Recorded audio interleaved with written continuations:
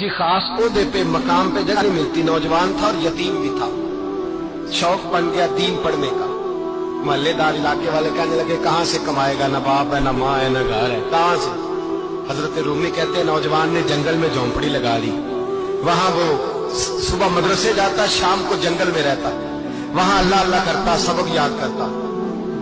एक दिन बादशाह की बेटी रास्ता भूल गई, जंगल में आई सहेलियों के साथ, बॉडीगार्ड भी साथ थे, पर रास्ता भूल गई।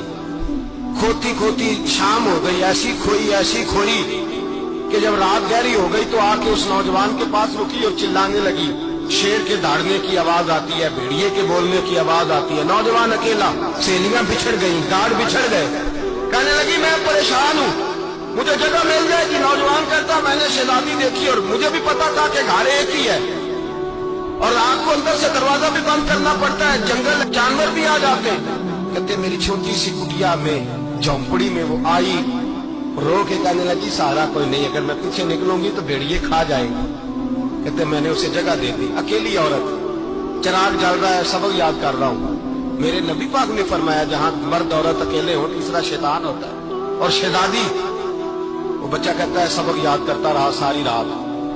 वो बच्ची को कहा सो जा, पर वो कहती है नींद मुझे भी कहाँ आई। ऐसे मौकों पर नींद, सारी रात सबक याद करता, थोड़ी थोड़ी देर के बाद चिराग जलता तो उस पर उंगली रखता, हाथ जलता तो पीछे खींच ले, फिर दूसरी उंगली रखता, थोड़ी देर के बाद जलता तो खींच ले, हाथ सारा जल गया।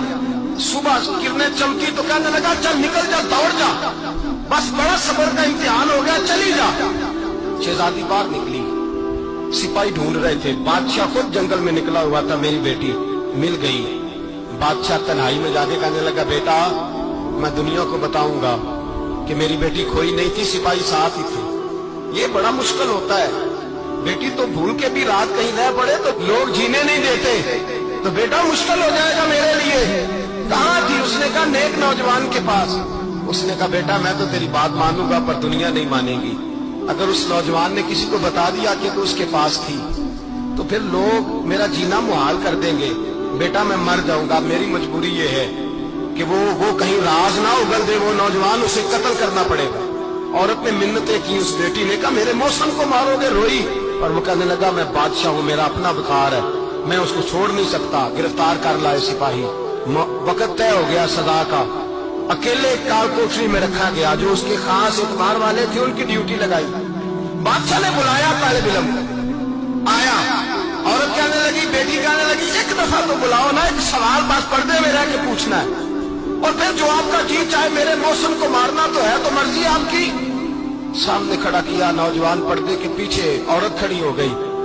बादशाह बीच बैठ गया। बीबी कहने लगी सारी रात बेदार मैं भी रही, सोया तू भी नहीं। वो जो तू चिराग के करीब हाथ लगा के जलाता था वो समझ नहीं आई। नौजवान रो पड़ा, कहने लगा क्या करूं, मैंने रसूलुल्लाह का दीन पढ़ा है, क्या करूं, मैंने हुजूर का दीन पढ़ा है। मैंने पढ़ा है कि जानी को सबसे नीचे दोज़ख के सबसे निचले दर्जे में जलाया जाए, उसे जहन्नमियों का पीप और रेशा पिलाया जाए, गंद खिलाया जाए। ये रवायतें पड़ी हुई थी। थोड़ी थोड़ी देर के बाद शैतान मुझे कहता था बदकारी कर ले, मैं अपना हाथ उसी वक्त जब शैतान मशवरा देता तो मैं आग पे करता। मैं कहता अगर ये बर्दाश्त हो गई तो वो भी हो जाएगी। जब हाथ जलता तो मैं समझ जाता नहीं तुझसे तो ये नहीं बर्दाश्त होती तो वो कैसे होती। फिर मुझे शैतान मशवरा देता कोई देख नहीं रहा, तू बुलाने नहीं गया, खुद आई, मैं दूसरी उंगली लगा देता। मैंने हाथ जलाया और मैं समझ गया जब छोटे से चिराग की इतनी सी शमा की आग नहीं बर्दाश्त होती तो दोज़ख की कैसे बर्दाश्त होगी। कहते मैं पास आया, बादशाह ने ये कहानी सुनी, लफ्ज़ सुने तो चीख मार के रोया। कहने लगा तालिब इल्म तू तो मेरे नबी का सच्चा गुलाम है और मेरे रसूल के जो सच्चे गुलाम होते हैं उन्हें फांसियां नहीं दी जाती, उन्हें तख्त पे बिठाया जाता है। अब तुझे सजा नहीं होगी बल्कि मैं अपनी बेटी का निकाह तेरे साथ करूंगा और मेरे बाद इस सल्तनत का बादशाह भी तू ही बनेगा। अब वो नौजवान वहां नारे लगा रहा है, कहता लोगों तुम मुझे कहते थे दीन से क्या मिलता है, दीन से तो अल्लाह तख्त व ताज भी अता फरमा देता है। अगर नौजवान शर्मो हया वाले बन के रहे अल्लाह सारी इज्जतें दे देगा।